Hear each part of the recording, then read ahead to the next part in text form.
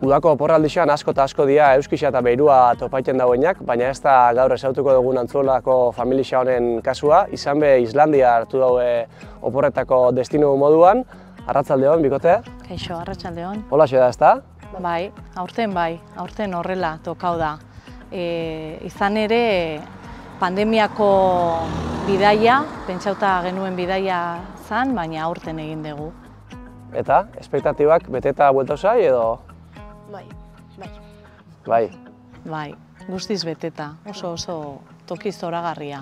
Izan da oso bidai lasaia, familiako bidai politxa, ze laurok egon gara autokarabana batean sartuta, hainbat egun, eta egia esan bizirik bueltau gara, haserretu gabe eta oso politxa, pozik.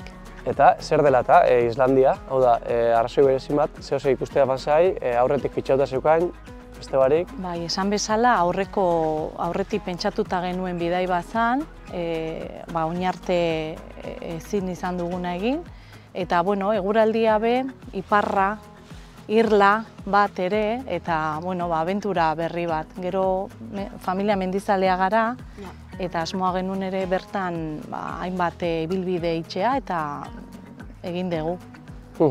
Eta zelakoa da Islandia? Zela deskribatuko zekein herrialde moduan? Oier, ezan zu. Oso zoragarria.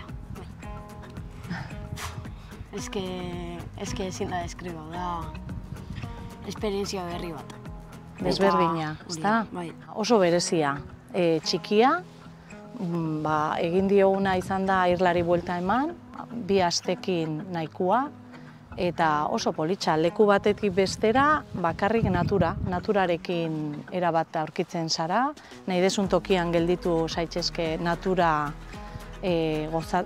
gozatzeko eta oso politxa. Eta gero oso paisai ezberdinak leku berean, sumendiak, bapatean urjauziak edonon, beste nunbaiten belar pila bat eta ardiak eta bertako saldiak, zeda bertara eraman zituzten saldi mota bat, bikingoak, eta oso politxak. Oso paisai ezberdinak batera.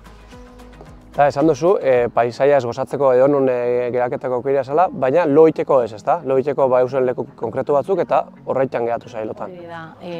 Debekatuta dago, egia da ezagutu genuen hainbat jende saiatzen zala eta lortu zutela kanpinetan ez ezik beste tokitan gelditzea, baina gu beti gainera familian junda eta nahiago izan dugu kanpinetan. Baina, nahiko merke eta oso ondo prestauta. Eta gero bebai gure helburuetako bat zan, jendearekin partekatzea, jendea ezagutzea, inglesa praktikatzea, ez da Oier? Eta lortu dugu. Autokarabanan esan duzu, efan zaila, hasieratik asmo horrekin, edo? Egin genituen kontua, karo, 4 pertsona, 4 bider, 4 hotela, gosaria, janaria, hainbat tokitan oso garestia ateratzen zitzaigun. Orduan autokarabana izan zen guretako biderik errezena eta merkena naiz eta merkea ez izan. Baina gero erosketa handi bat egin genuen, frigorifikoa bete eta bertan gertatzen genuen dana, orduan fenomeno. Bai, izan be, garesti familia dako Islandiak, hori bai. Bai, hala ere, oso merkea da Islandiara jotea. Madrilen hartu genuen hegazkina eta bakoitzak 300 euro ordaindu genuen jonda etorria.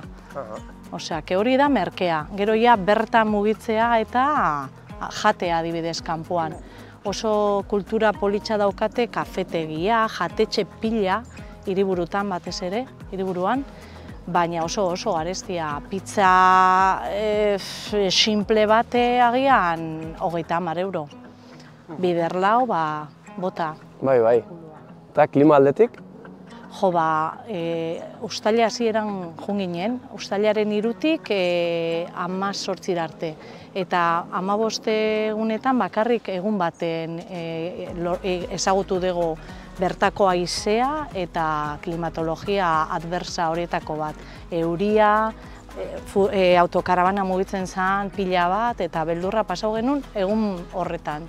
Izan ere, buelta hartu genuen eta bizitatu nahi genuen tokia ez genuen ikusi. Baina beste egunetan, Oier, Oso ona, suerte oso ona. bai, eguzkia ere ikusi dugu eta mendian ibiltzeko be primeran. Eta zer ikusi duzue, hau da, esaten daue igual Islandian barrualdian dauela hola politena edo, zeuek inguratu egin duzue, hor zer gustatu zaitu gehien edo zer nabarmenduko zekei edo orokorrean badau leku konkretun bat, hiri konkretun bat, paisaia konkretun bat gustatu zaizuena bereziki? Jo, dana orokorrean, porque dana ezberdina izan da. Azten zara, zirkulo de oro deitzen dala hor, ura botatzen duten geizerrak, ur jauziak, gero gu ez ginen jun, Laguna Azul edo deitzen dana bainatzeko, bakoitzak ordaindu behar zuen 55 euro. Eta gero aurkitzeko olakoak doainik edo aukera zegoen, orduan hori ez genuen bezitatu. Eta gero buelta hartuta, hori ur jauzia, geizerrak, sumendiko krater bati buelta eman genion, hori izan zen zoragarria bebai, gero fiordoak, zoragarriak, oso niri hori asko gustatu zitzaidan. Gainera, errepidea bertan bukatzen zuen, ja hor mundua bukatzen zen, eta zan herri zoragarri bat, kolorez beteta, lago batekin, eta beste toki bat zelakoan, oso politxa. Eta horrez gain bebai, geologikoki izugarria da. Sumendia, geizerrak, urjauzia, gero bebai ikusi genuen fumarolak edo, bai, eta glasiarra ere, glasiar baten egin genuen 6 orduko ibilbide bat, eta zoragarria, oso politxa. Eta munduko animalia handixenape ikusteko aukera eduki oso, ezta? Oier? Baliak, bai. Gertutik. Bai. Eta, Jusabik, eta hor 2 metrota gure behian zeren baliak. Eta bizitzako esperientzia ikonenetarikoa. Oso ondo, bueltako zai Islandiara edo? Bai. Daukagu pendiente barrukaldean dagoen ibilbide batzuk, mendialdean eta, baina ordurako behar dan 4x4 horietako bat alokatuko dugu eta hori, aber egiten dugu, aurrerago. Eta bitartean, bidaiatzen jarraituko zuen? Hau da, familixean bidaiatzeko jura ondixea dakotzue? Bai, betidanik. Ez da, Oier, ari garaia horren urterako zer egin, nura, ez? Bai. Eta dare zalantzan. Batek Afrika aldera jo nahi du eta ni jarraitzen dut iparraldera, Irlanda, Noruega, niri eguzkirik eta berorik ez da gustatzen, orduan hortxe.